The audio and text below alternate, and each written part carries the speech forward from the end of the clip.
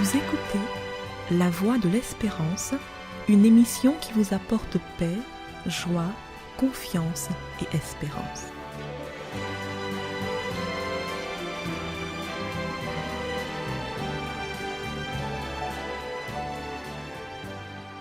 Bonjour la Guyane et bonjour à tous depuis la Guyane.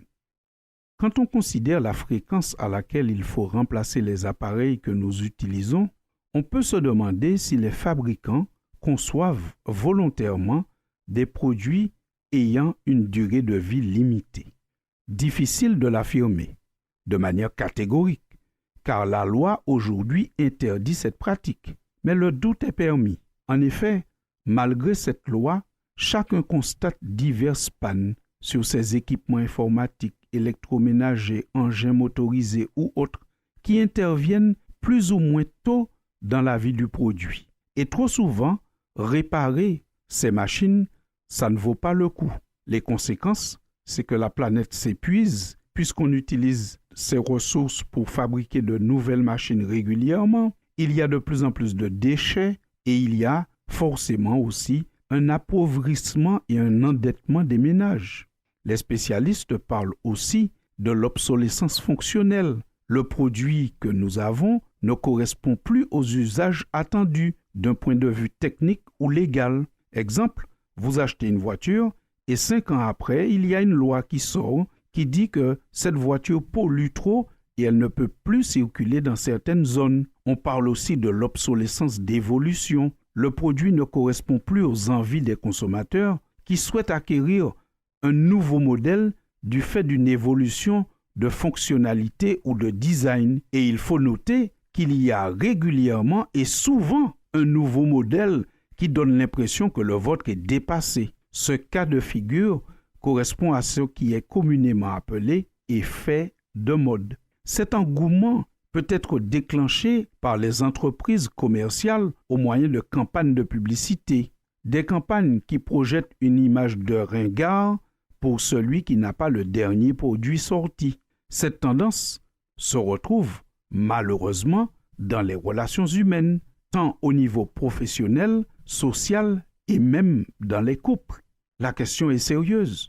Faut-il changer de conjoint comme on change de téléphone portable? Faut-il chercher à avoir l'homme qui a le plus de gigas sur le marché, c'est-à-dire le plus de moyens financiers, ou la femme qui a le plus bel écran, c'est-à-dire celle qui est plus jeune, plus mince que celle que nous avons déjà? Peut-on mettre au rebut des humains comme des objets, juste pour être à jour de la dernière mode? Devons-nous céder à toutes ces tendances? La question se pose.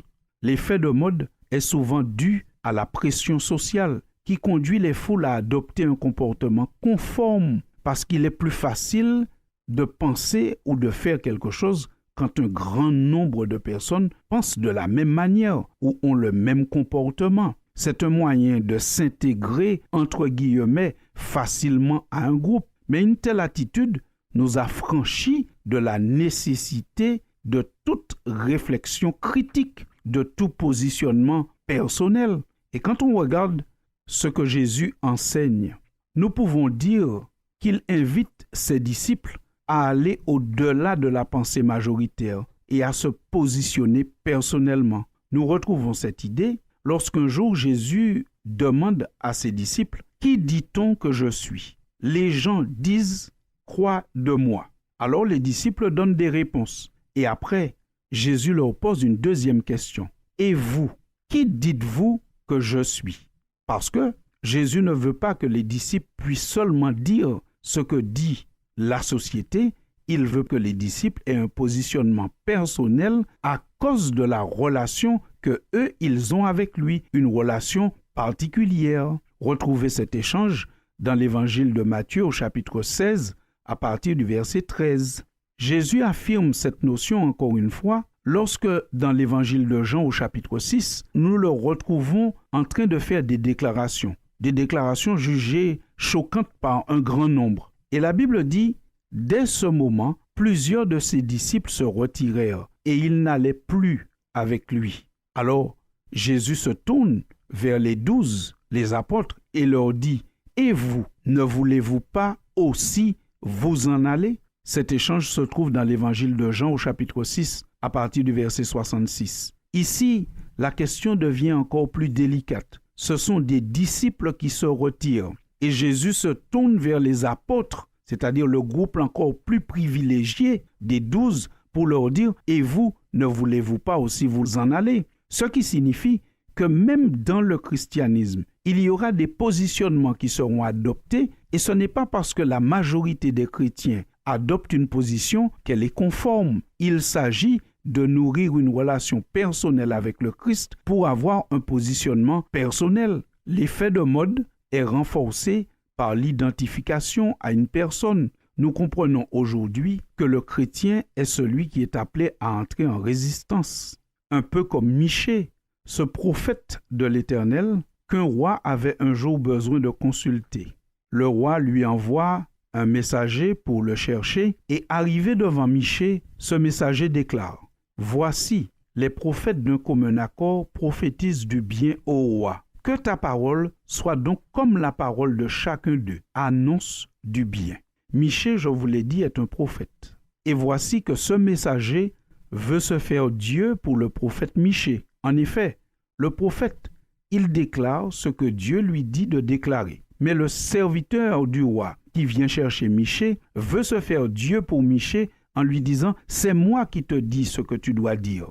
Aujourd'hui, la situation est la même pour tous les humains. Ce serviteur aujourd'hui s'appelle la télé, la radio, le cinéma, où nous avons des personnes, des lobbies, qui veulent absolument nous faire penser ce que nous devons penser et dire ce que nous devons dire et pratiquer ce qu'ils pensent que nous devons pratiquer. Mais comme Michée, nous sommes appelés à entrer en résistance. Michée, calmement et tranquillement, a répondu à ce serviteur « L'Éternel est vivant, j'annoncerai ce que l'Éternel me dira. » Retrouvez cette histoire dans le premier livre des rois au chapitre 22. Chers auditeurs, la situation du monde ne change pas. Ce sont souvent les mêmes situations qui se répètent, avec des humains différents et des méthodes différentes. Mais la parole de Dieu, elle nous donne toujours une solution, un comportement à adopter. Parce que, finalement, ce sont de vieilles histoires qui se répètent. Aujourd'hui, Michée, c'est vous et Michée, c'est moi. Et le serviteur qui veut influencer Michée, eh bien, c'est tout ce dont je vous ai parlé précédemment. Quelle attitude allons-nous adopter face à ce serviteur qui met une pression pour que nous puissions changer nos comportements? Nous voulons nous rappeler que nous ne pouvons pas établir les principes de notre vie de famille, la gestion de notre sexualité, simplement sur ce que dit le plus grand nombre, ou même pratique le plus grand nombre. Nous devons nous positionner personnellement à cause d'une relation personnelle que nous aurons avec le Christ. Les vacances, c'est l'occasion pour nous de rencontrer de nombreuses personnes et peut-être de subir de nombreuses influences. N'oublions jamais cette phrase de Michée. « Je dirai ce que l'Éternel me dira. » Mais pour cela, faut-il encore connaître ce que dit l'Éternel. C'est pourquoi nous concluons cette rubrique, chers auditeurs, en vous souhaitant de profiter du temps des vacances pour lire la Bible. La Bible qui, aujourd'hui, est accessible par des enregistrements audio ou vidéo que nous retrouvons facilement sur les réseaux sociaux. Je vous souhaite donc de bonnes vacances tout près de votre Bible.